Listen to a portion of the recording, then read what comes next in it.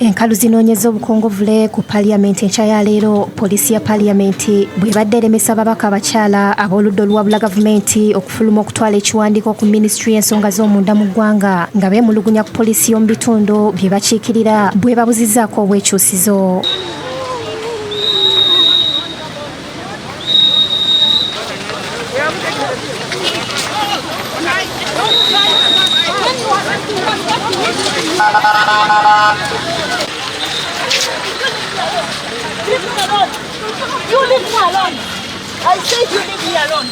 Ababaka bano bakulembeddwamu Joyce Baagala ow'Emityana balumiriza poliisi okubakoza akajiri. Poliisi ne ba RDCs ate na bano bolaba wano bakimanyi tugenda kwekalakasa, tugenda ku Ministry of Internal Affairs ye batwala tukoze musango ki njagala bambulira omusango gwe tukoze bwe gubeerawo ngende. Ye Betty Ethero Naluyima owa Wakiso ategeezezza nga byonna ebibakolwako bwe kali akagenderere.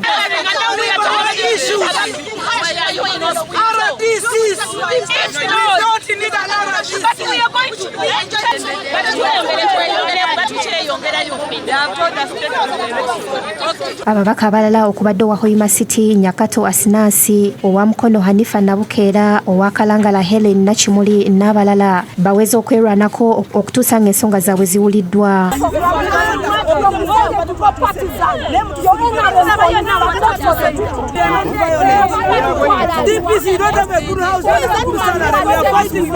Balinyisiddwa motoka okubatwala ku poliisi ya CPS mu Kampala.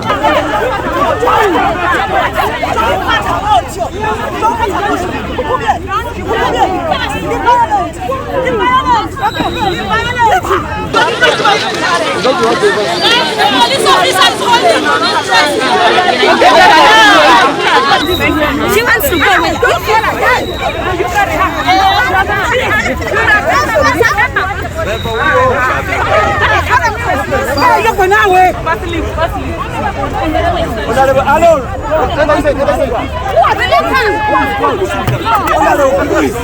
Olunaku lw'eggulo abakyala be bamu bawandiikidde Speaker Anita Among nga beemulugunya ku nsonga y'emu.